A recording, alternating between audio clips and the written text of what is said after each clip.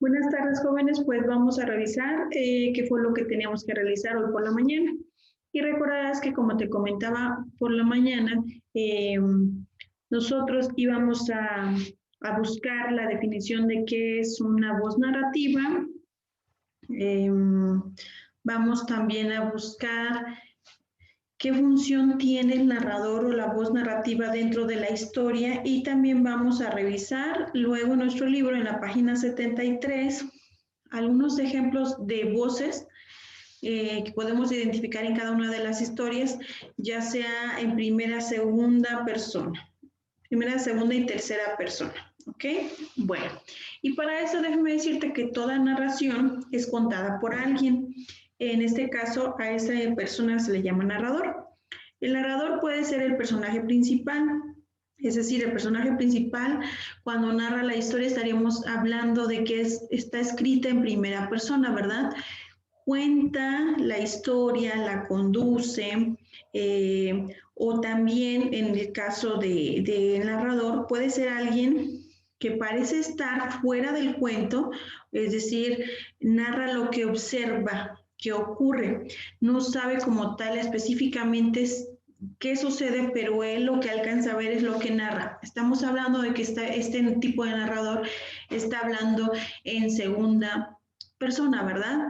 Dice, a esto le vamos a conocer entonces, a este pequeño efecto que va a haber dentro de las historias, se le va a conocer como voz narrativa, y se puede expresarse en cualquiera de las personas gramaticales, ¿ok? A continuación, entonces, tenemos la tablita que les mencionaba que íbamos a buscar nosotros en la página 73 de nuestro libro, y es la siguiente. Ok, vamos a ponerla, mostrarla. Es esta tablita de color azul. Y dice aquí, vamos a acercarla. Lee los siguientes ejemplos y comenten qué efecto produce la voz narrativa en cada uno de ellos. Dice, el narrador escrito en primera persona, es decir, el yo, puede ser el protagonista o el personaje que lo acompaña, ¿verdad? Ejemplo, hoy me acordé de Ramón y de ese anhelo pueblerino que tenía de verme. Ese ejemplo del autor Juan Solá, del doctor Sandwich, ese es su cuento. En segunda persona, el tú, dice, puede ser un personaje o alguien externo al relato. Ejemplo, te paras al borde del abismo, te paras, o sea, está hablando de otra persona, ¿verdad? Te paras al borde del abismo y ves al pueblo vecino enfrente en el cerro que se empina ante tus ojos, subiendo entre nubes bajas y neblinas altas. Ahí está describiendo lo que alcanza a ver, ¿verdad? Ese es el cuento Don Chico que vuela de Heráclito Cepeda. En tercera persona está hablando del tú, perdón, del él o ella, lo que alcanza a ver que hacen los demás, pero también no se atreve a afirmarlo como tal porque es lo que alcanza a observar. Dice, cuenta la historia desde afuera. Ejemplo, en el cuento de Tabú de Enrique Anderson, dice, el ángel de la guarda le susurró a Fabián por detrás del hombro. ¿Sí? Solamente alcanzó a ver que se acercó y algo le dijo al oído, ¿verdad? Dice, además, el narrador tiene diferente nivel de conocimiento sobre lo que ocurre. Puede conocer todo lo que ocurre y las intenciones y motivaciones de los personajes, sus pensamientos y emociones, como en el microcuento Tabú, que ya vimos antes de salir de las vacaciones, ¿verdad? O puede conocer solo lo que observa en cada momento, como en el dinosaurio. Muy bien. Entonces decía por ahí, ¿qué efectos produce cada una de estos tipos de narradores o de voces narrativas en las historias? ¿Se acuerdan que eso decían nuestras actividades? Bueno, ¿qué efecto produce?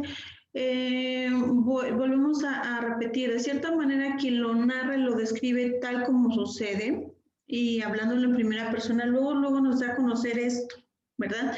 Que lo que nos está diciendo es lo que sucedió porque estuvo presente en el relato. Cuando nos narran en segunda y tercera persona, debemos de ser un poquito más objetivos al percatarnos de que efectivamente va a ser lo que alcanzó a distinguir, pero que al mismo tiempo va a quedar como cierta incertidumbre de realmente qué fue lo que pasó. al final nos muestra el ejemplo de Tabú. No sé si recuerdan que decíamos que hay cuentos que tienen un desenlace abierto, es decir, que nos dejan a la imaginación qué es lo que puede suceder. O sea, nos dice, sucedió esto, pero no sabemos cómo terminó la historia. Simplemente en un enunciado, eran cuentos muy cortos, en un enunciado no alcanza a describirnos como tal y entonces se presta para que el lector interprete qué es lo que pudo pasar antes y después de la historia, ¿verdad? Eso es realmente lo que tiene como función la voz narrativa, despertar en nosotros el interés sobre la trama y motivarnos a incluso a imaginar por adelantado qué puede suceder. ¿Qué es lo que vamos a hacer? Bueno, ya que tenemos nuestra información, ahora vamos a volver a elegir nuestro cuento. Paréntesis, recuerden que si el cuento que tenían era un cuento clásico, aún pueden cambiarlo. Ya estamos a punto de terminar, pero sí quiero que consideren que el aprendizaje está basado en los cuentos latinoamericanos y que si no lo tenemos como tal, pues no estamos cumpliendo el aprendizaje clave. ¿Ok?